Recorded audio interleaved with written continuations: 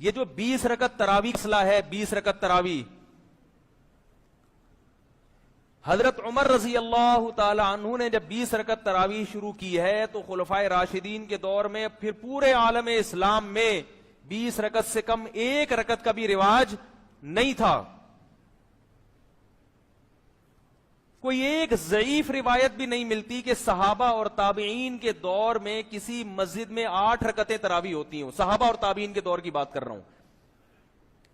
اور علامہ شامی رحمہ اللہ تعالی نے آج سے تقریباً 150 سال پہلے لکھا ہے کہ مشرق، مغرب، شمال، جنوب، حرم، حجاز، مکہ، مدینہ، حجاز کی سرزمین میں مکہ، مدینہ، سعودیہ پورا آتا تھا، سب جگہ 20 رکعت تراویح ہوتی ہے. تو صدیوں سے کتنی چلتی آ رہی ہیں؟ کیوں؟ دلیل کیا ہے؟ دلیل فالو کرتے آ رہے ہیں ایک دوسرے کو سینہ بسینہ. میں نے اپنے بزرگوں کو دیکھا، انہوں نے اپنے بزرگوں کو دیکھا، انہوں نے اپنے بزرگوں کو دیکھا. اب فوراً کہتے ہیں بزرگوں کی نہیں مان کے چلنا ہم تو حدیث کو مانیں گے.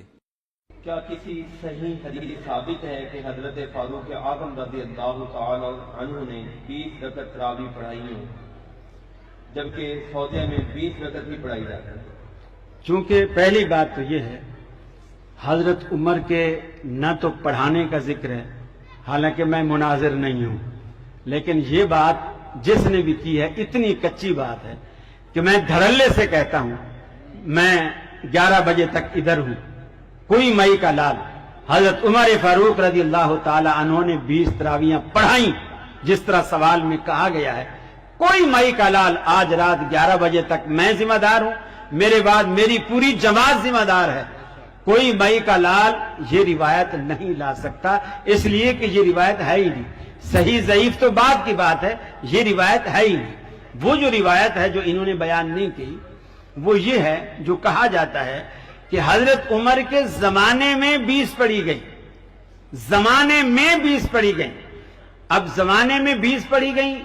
اب نواز شریف کے زمانے میں ہم یہاں جلسہ کر رہے ہیں اور سوشل میڈیا کا دور ہے. ایمانداری سے بتاؤ، نواز شریف کو پتا ہے کانپور میں کانفرنس ہو رہی ہے؟ پتا ہے نواز شریف؟ نہیں پتا. حضرت عمر کے زمانے میں اگر کسی نے رات کو 20 تراویح، حضرت عمر کا زمانہ ایران تک سرحدیں پھیلی ہوئی تھی، ایران فتح ہوا، آج تک ان کو یہی تو جیلسی ہے، یہی تو جیلسی ہے کہ یہ سنی ہمارے علاقوں پہ قابض ہو کے بیٹھے ہیں. حضرت عمر بھی تو سنی تھے، نبی کریم صلی اللہ علیہ وسلم کی سنت پر عمل پیرا ہونے والے تھے. تو اس زمانے میں اگر ان کے زمانے میں 20 پڑھی گئی تو میرا سوال یہ ہے حضرت عمر کے نالج میں تھی یہ بات؟ معلوم نہیں. حضرت عمر کو کسی نے جا کر بتایا تھا فلاں مسجد میں 20 ہو رہی ہیں؟ معلوم نہیں. یہ 20 رکعتیں کس نے پڑھائی تھی؟ معلوم نہیں. پیچھے کس نے پڑھی تھی؟ معلوم نہیں. کس مسجد میں پڑھی گئی؟ معلوم نہیں. تو پھر بات کس بات کی ہے؟ اب آئیے اس کے مقابلے میں موطا امام مالک میں حضرت عمر فاروق رضی اللہ تعالی عنہ عبد الرحمن بن عوف کے ساتھ مدینے کا گشت کر رہے ہیں.